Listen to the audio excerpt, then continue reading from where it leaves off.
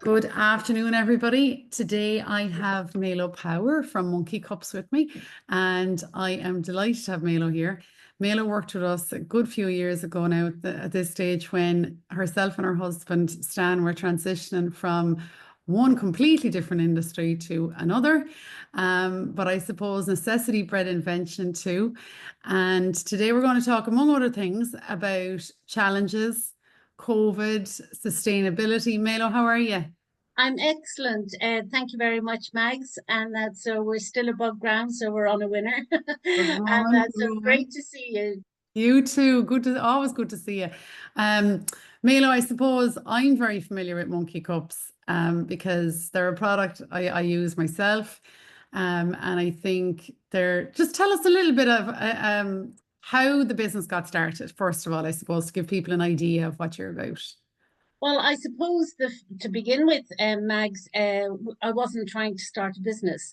It was a problem that we were facing. I was in the hotel business, as you know, and I was very conscious when I was doing my spreadsheets of the number of disposable cups we were using. And as the coffee industry grew and people love their cup of coffee, as you know, um, from then, I actually saw the growth of the number of disposable cups we were using.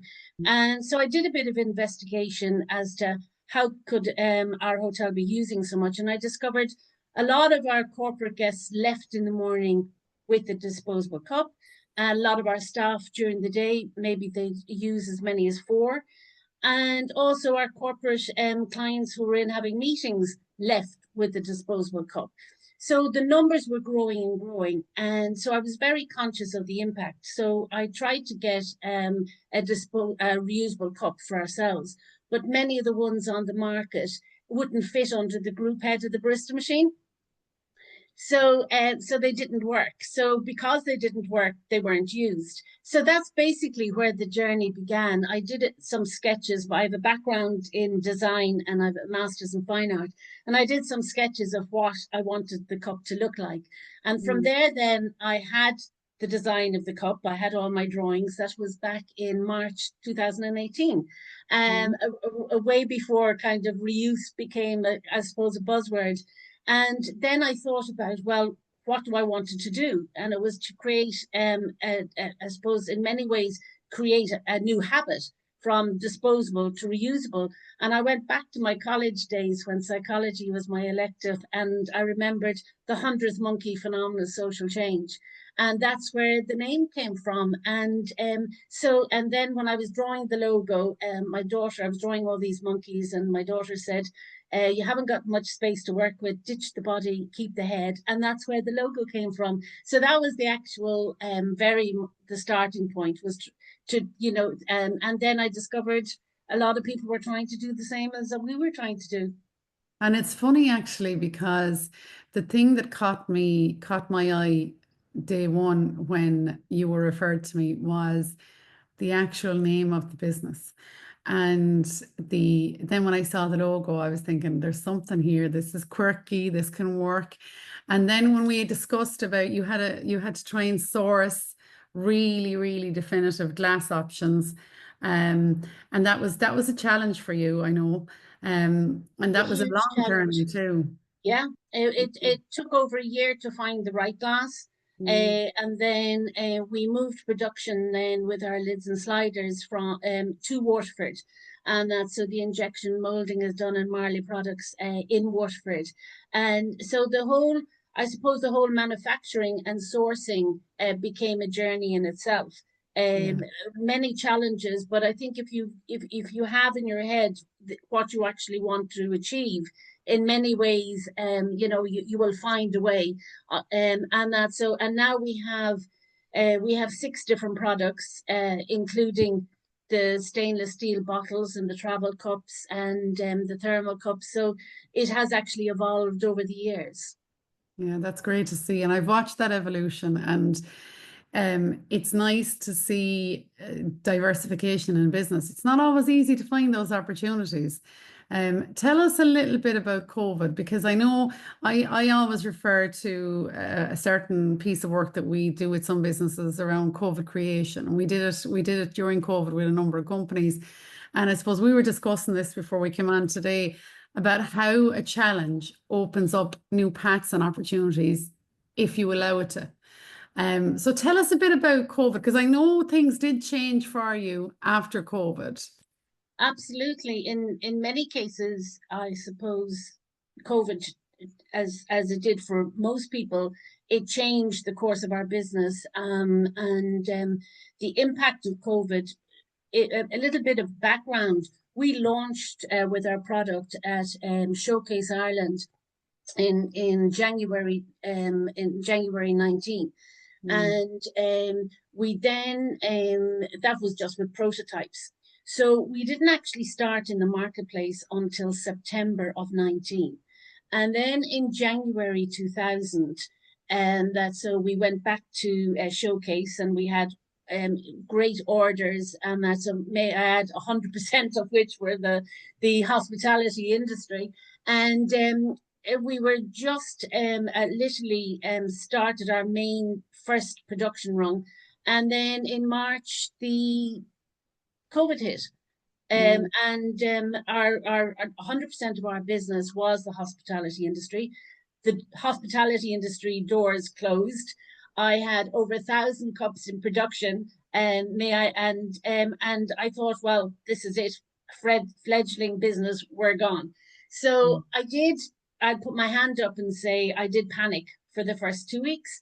And I thought, we're gone, business is gone, I'm never going to see my son in the UK again, a total overreaction.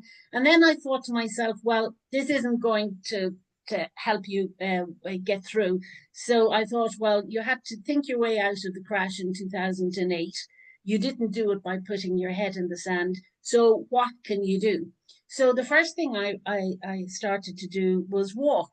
And because I needed to get my head together, and I live in Dunmore East by the sea, so I was really, really lucky to be locked down in How Dunmore. lucky were you? Absolutely. And I saw loads of courier vans. So everything I do is research based. So I did some research as to what are the drivers for purchasing online.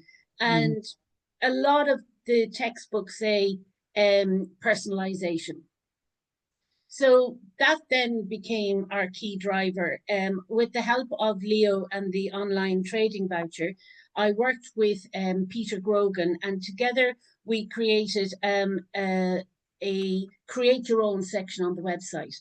And out of that, you could create your own lid, your own band, your own slider color combination. So then we then had over 1,000 color combinations. So the cup then became a creation rather than just a product.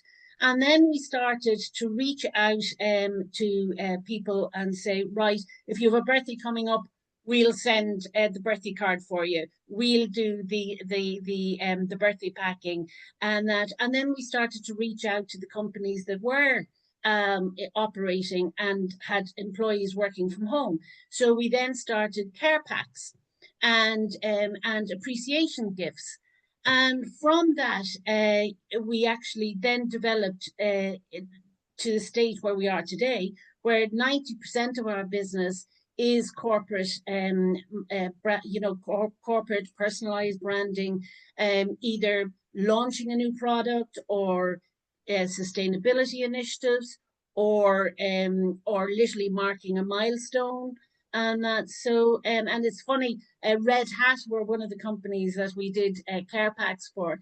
And I often speak to Lee there, and he says that isn't every single week since COVID, the cups appear on a screen, because there are 40 different countries that they have teams in, and that's where it came from. So, and the create your own section on the website today is still a key driver.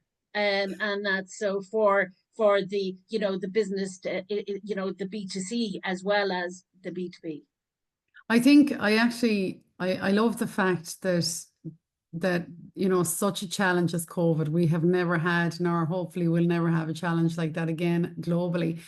Brought so now, obviously, it wasn't always positive for some businesses, and we were working with a lot of those as well. Absolutely. But it did persuade a lot of us into positive progress, and we had to really, really dig deep and help others to dig deep as well in their businesses and kind of find opportunities, find gaps in the market. And I don't know how you see this, Mailo, but I'd be interested to hear how you see this. Like, I see challenges every day, right? That's kind of what our life is as a business. It But is. I always look for, okay, you have a challenge, let's find a solution, or let's find an opportunity out of that. And I know that's a difficult thing. I think business owners are put to the pip of their collar physically and mentally.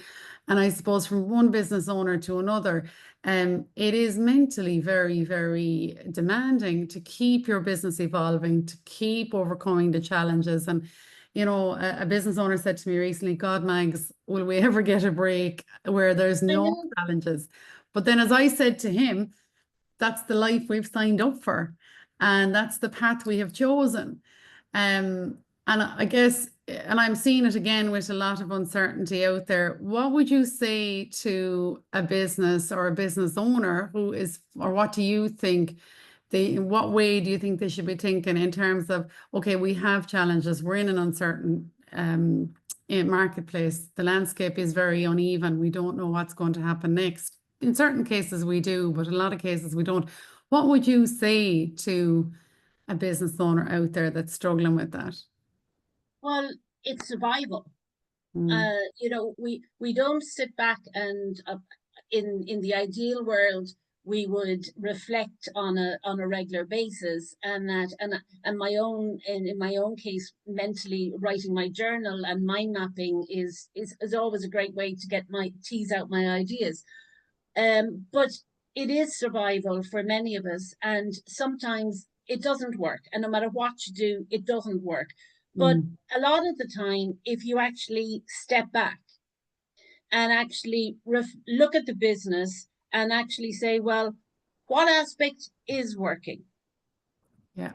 What businesses are open and flourishing that I could actually collaborate with to actually survive? And Mm, that so it's actually stepping back and actually looking at what is working, yeah. because in a lot of cases it isn't the whole business that's actually struggling, it's a certain element. Like, we're going through serious challenges ourselves at the moment with our production costs are actually skyrocketing. So I'm actually at the moment looking at, well, what products are actually working, what is the number of that product do I need to sell that will make it work? And that so it's a constant evolving process. And that so and when I say we have six products, we don't just have the six products for the sake of having six products. We Mm, actually listen to our customers, and they were looking for water bottles that actually, there's loads of water bottles out there, but a lot of them don't have the same thermal qualities as a quality one. So therefore, we listened to our customers, and that's where that came from. mm, And that so, or we can actually provide that unique thing of, say, Virgin Media. We were able to do a Pantone color run that actually matched exactly with their brand color palette. So it's those little kind of niche things. So I think in many ways it's a case of stepping back, and when the panic sets in, get your own head right first. And absolutely. so I walk every single day, and I also constantly listen to podcasts Yeah. and that. So and things like listening to podcasts, learning, continually growing yourself personally. Mm, It's almost like on an airplane they say put the oxygen mask on yourself first. You have to actually get yourself in the headspace of actually, how can I actually look at this business and how can I find a way through? Sometimes closing the door is the best option to a particular path. But I often think that in many cases, you know, there is some element of your business that is actually doing well, or there is some element of your business will work with another business. So collaboration is key. And that's Absolutely, yeah, it's powerful actually. And I think as well, not being afraid to say to your counterpart or another business owner, listen, I am struggling. yeah, It's not a negative. no, it's not. It's real life. And I feel sometimes there's a lot of business owners out there that are afraid and fearful for the marketplace or anyone to see them other than being successful. In reality, every business struggles at one point or another. I think what you said there is really good. You need to step back to step forward, I think. And like you, Mailo, I walk the hind legs off myself, just to keep my thoughts going and sometimes to calm my thoughts down as well. Because I do jot down. I have a little black book, which sounds really sad now, but I have a black book in my bag and it's on the locker at home in my bedroom. And I just, if I think of an idea, I jot it down, I park it there. But I think, I definitely think right now, from the conversations I'm having with business owners every day, that sharing and support and looking at partnerships and collaborations that are going to bring real value in a very transparent and manner, and also in an in a culture of trust, can absolutely help going forward. One of the things that has come up a lot for me, and I've taken a huge interest in it, is sustainable design and circular initiative. And they might sound like fancy dancy terms, but I know you definitely know what I'm talking about. So sustainable design isn't just about designing a sustainable product. It's about how you design a sustainable business, and it's more than just being green as well. It's about looking at how your initiatives are lean, how your processes are. And circular, we're doing a huge amount of work at the moment around circular. And I know that's something that you are very much on top of as well. And again, it's not, I think people are confused, and I'd love to hear what you think on this as well. Like, people are confused around circular initiative and sustainability being all about, the physical pieces, like the plastics, like the papers. But when you delve down into it, there are some smaller pieces. I know we've introduced a lot of things now in our business that have been game changers, and it's all down to tiny, tiny little things. Um, Absolutely. Like and it's all about habits. So yeah, 100%. for us, sustainability was our very essence. So we actually, from our initial design, what I did is I tried to get rid of everything that would actually break. So rather than having a hinge, we actually have a slide. So that then is practically indestructible, and that's so because there's no hinge. And that in our stainless steel cups, I've used a magnet, a little slide on the magnet, again taking the hinge out of it. And that's so. But I often, so if you take a step forward from actual design and being part of our ethos, the whole sustainability, it's all about keeping products in life, in use longer. And that's it's in its simplest form. It's actually having either a product or having a piece of paper and keeping it in life longer.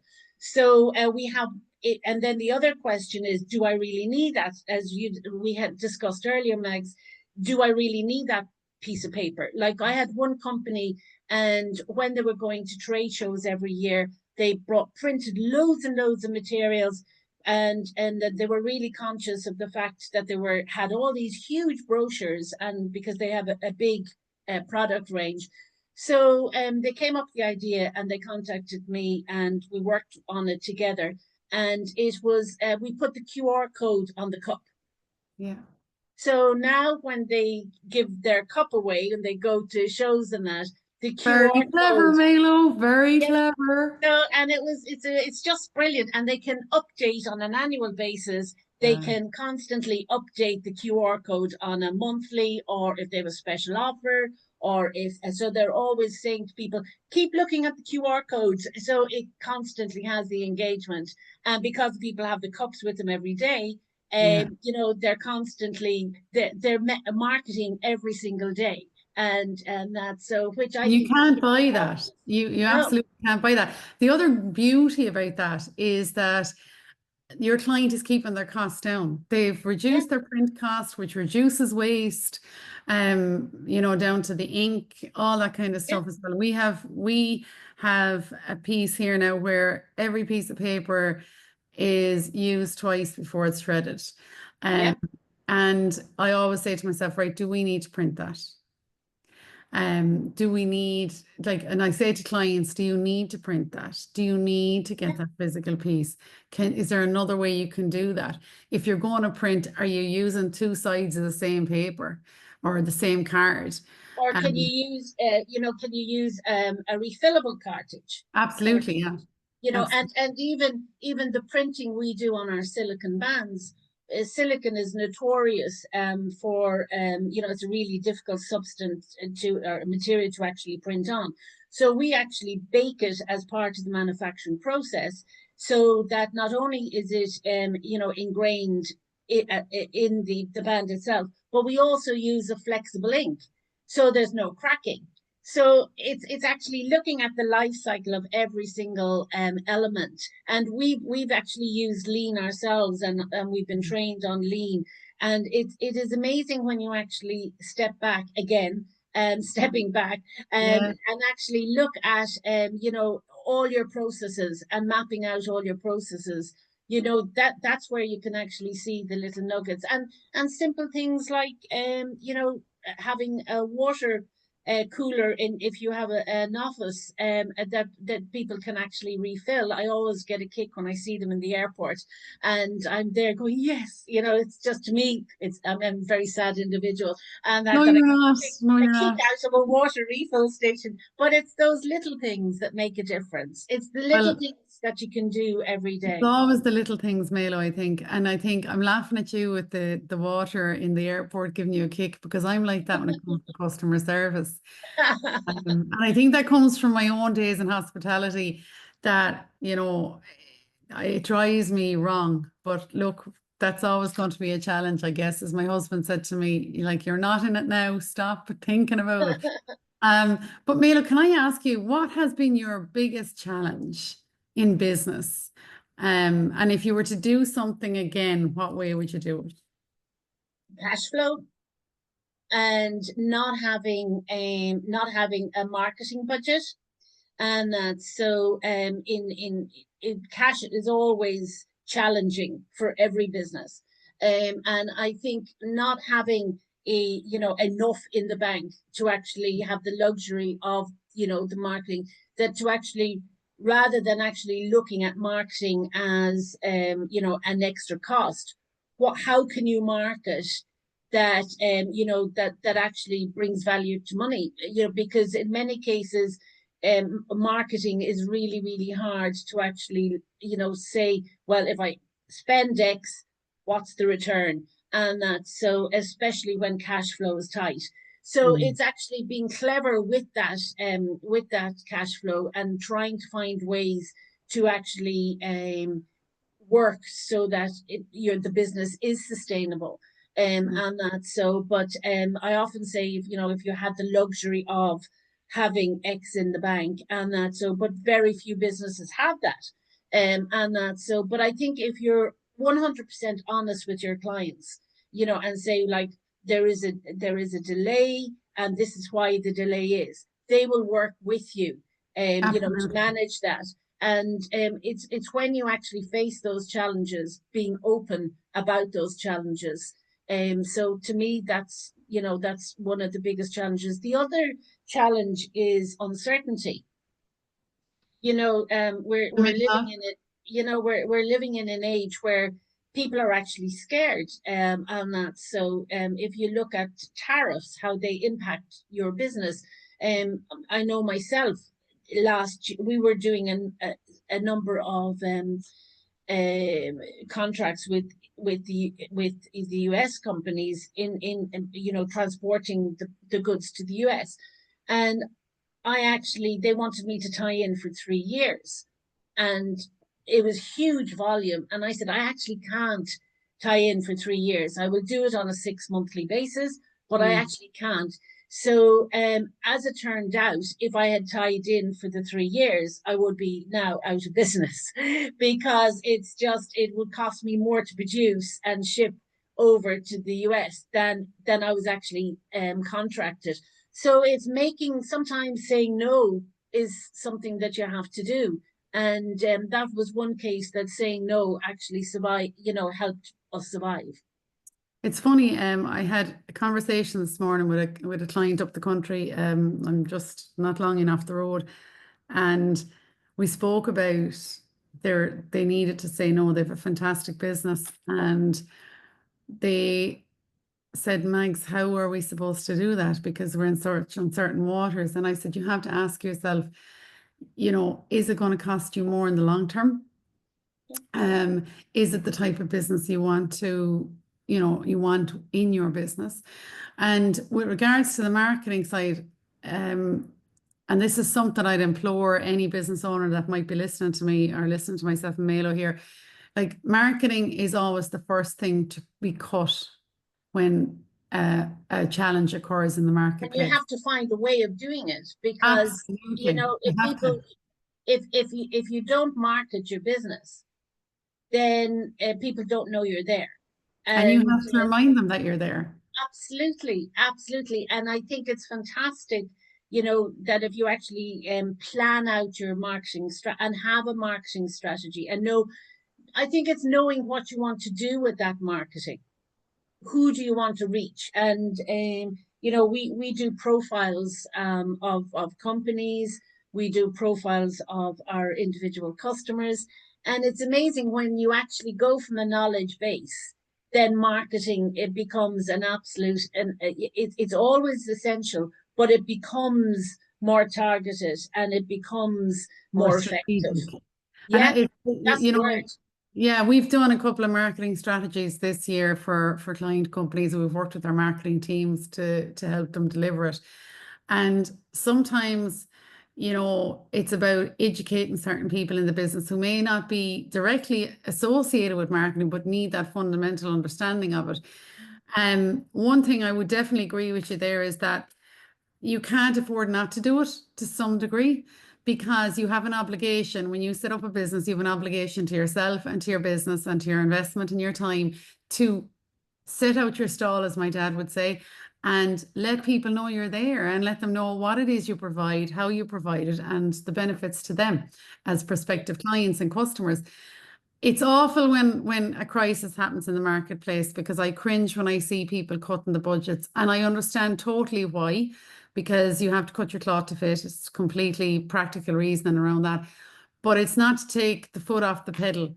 And to make sure also as well, we're doing an exercise at the moment with a fairly big entity around working with their sales team and getting their sales team and their commercial element to work together. Yeah. Sales need to understand marketing and marketing need to understand sales, because they do work together. But also, I think as well, and this is where a lot of people say to me, I don't have that budget for marketing, but you don't need an extortionate amount to market. No, and also telling your story. Exactly. So Yes. say you had an engineering business. Nothing is more interesting than opening the doors and showing your engineer on the floor, or showing how you actually, how you create a display, or showing how you pack the bags, or showing how you assemble. It's amazing. So in many cases, it's actually looking at what you have and getting that message. And when some of those kind of, opening the doors and showing the business, down to packing, and that it actually, that's human element. is Absolutely. actually what actually engages with people, and also telling your story, and sharing your story, and and knocking on those doors and making those connections. I think your network is so important, and that so because so many people are working in silos, so Mhm. to actually have a network that you can actually reach out for either a bit of advice or a challenging that you're faced, to actually share that challenge. It's amazing how it actually makes a difference. It absolutely does. And I suppose we as business owners, unless we're with other business owners that we trust, we're not inclined to discuss our own business and our own challenges unless we know people a long time. That's another thing as well. It's really important to network and stay connected with people outside of your own business. And that you can actually that understand where you're coming from. One of the things that came up recently with us, with a couple of our clients actually, was a lot of them are reviewing costs at the moment, Mailo. And it does all come down to pennies at the minute, for businesses and euros. Yeah. And a couple of people have said to me, my God, Mags, I didn't realize we were spending X amount on X. And do our employees understand, or do they even see the cost of running the business? And my reply to them was, well, they're never going to, because they're not running the business. But also, are you telling them and educating them about that side as well? Because without communication, they're never going to know. And that's a massive challenge at the moment, Melo, where keeping the cash flow coming in the door, then looking after your clients and your customers, which is hugely important, and not being afraid to be yourself and do what you said, which is something we were only speaking about here the other day, actually opening the doors and letting people see the reality of what goes on in the business. Because Yeah. the perception from the outside is something you can influence as a business owner in a real way, and which and I also ultimately think that benefits. this, yeah, and there is also a fantastic almost almost a collegiate will out there to support each other. Yeah. And I think that that in many ways has come over the challenges of the last number of years, that people are actually working together, and collaboration is really becoming key. Like we collaborate with some amazing companies like Flavins, Virgin Media, Boston Scientific, and then also a lot of smaller companies, your small coffee shops, or your company that we do quite a lot of accountants as well, and legal, and the other thing is the power of networks, that when you actually post, say for example on social media or LinkedIn, that in many cases the people who are always watching what other companies are doing, so that if you have we did I'll give you an example of a hairdresser that we actually did bottles for, and then other hairdressers were actually watching them. So when they were showing their bottles, then they ordered bottles. So it's that power of of having that network, but also telling your story. And and sometimes testimonials, Yeah. are a great way of We're actually, nosy by nature, Melo, and yeah, we want to see, right, who are they now and what are they about and who have they yeah, worked with, and you know what, that's I always say, someone said to me, do you mind people checking you out like that? I said no, I mean they're doing their due diligence and I don't blame them. no, Um absolutely. Also, I have to say to anyone that's listening, telling your story of yourself and the business is a massive, massive way to engage your ideal audience. People want to know who they're going to be parting their money and their time with. And I think it's great. People just love to see what's the background. And I've noticed as well, like you, I've noticed since COVID in particular, the amount of openness, the increase in the openness to collaboration and to working with other entities. I think it's great. It's one of the positives that came out of it.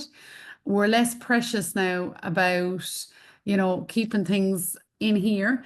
Absolutely. We recognize that that's the way forward. It's a bit of the future for us, I think.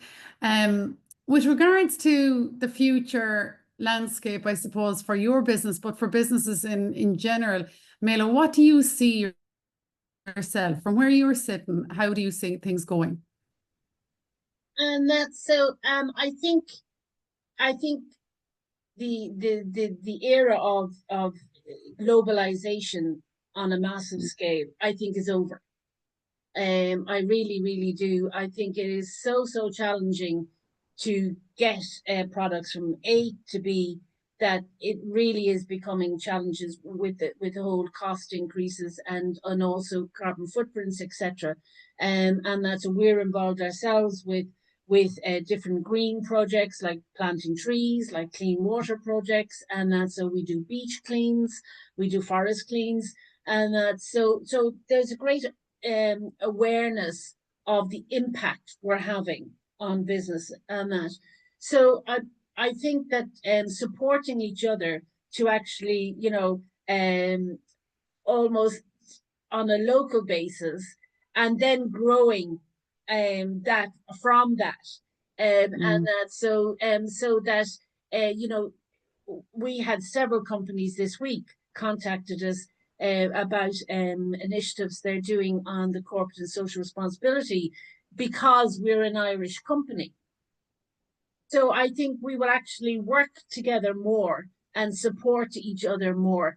And I think there'll be less waste in business, but also less waste of buying for the sake of buying. I think it'll go back to having businesses with a purpose. yeah, And if I go back to when I was a child, you know, everything that came into the house, there was a purpose for it. mm, So we didn't have as much waste because we weren't buying as many things that were just impulse buying.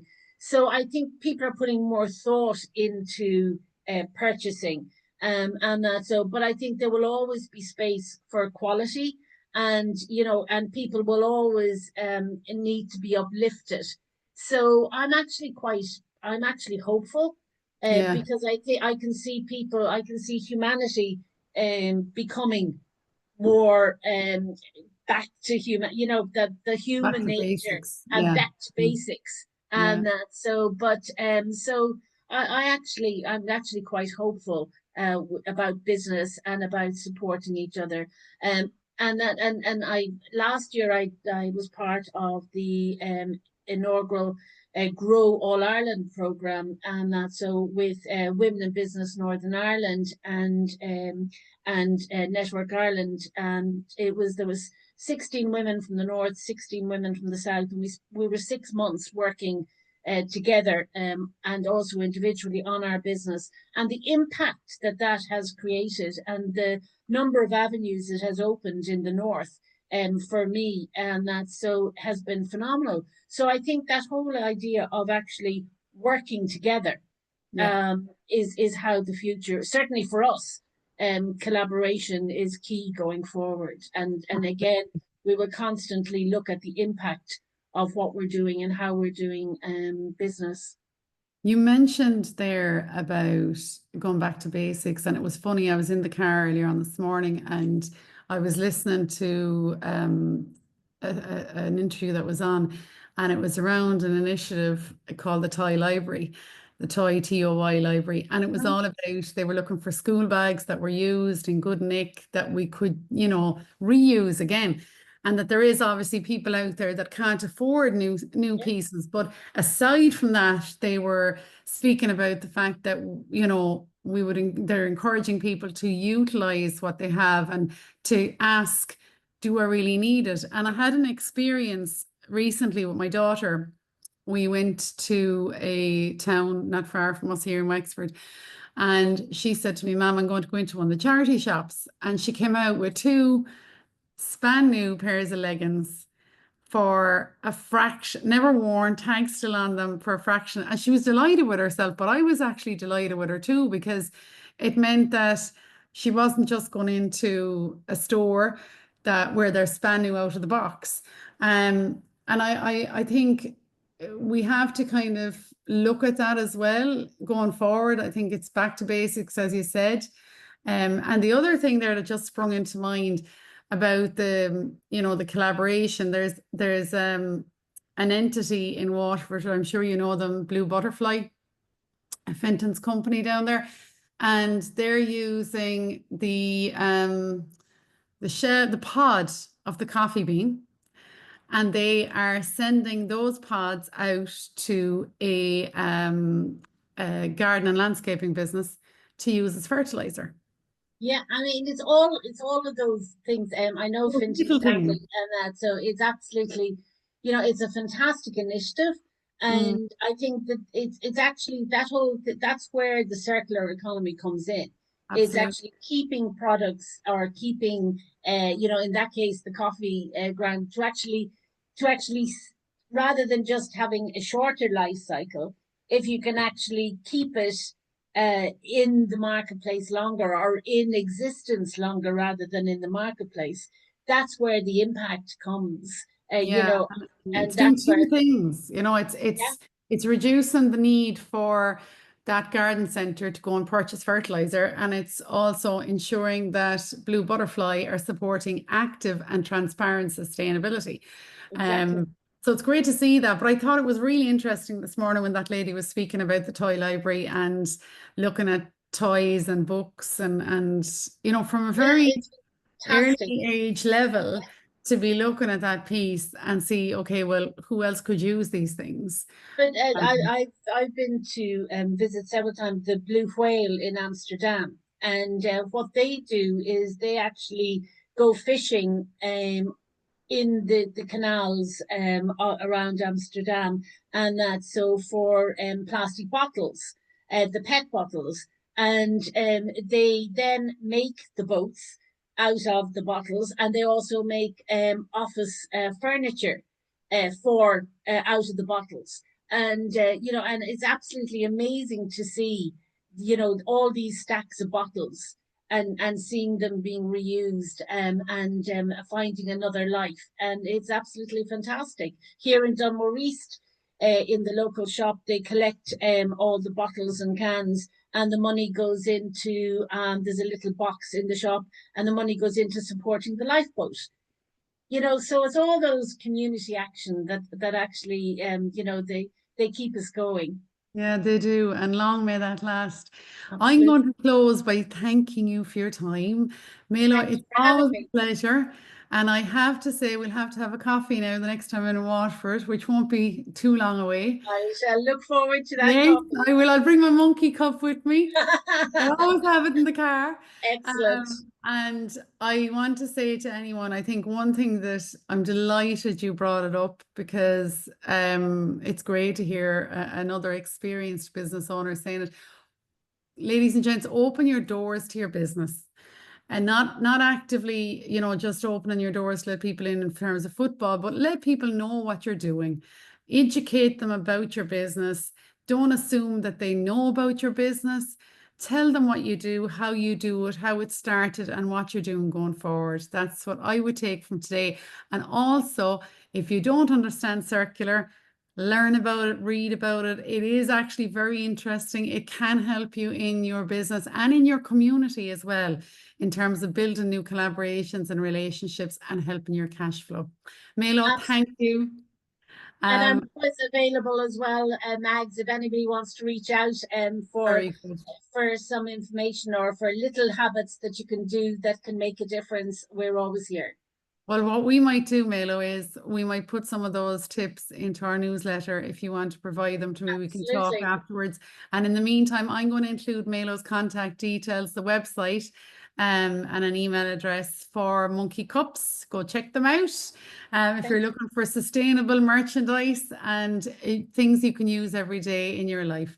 We will talk to you all soon. Melo, have a good day ahead. Thanks, Mags. Take care. Slán. Bye. Bye bye.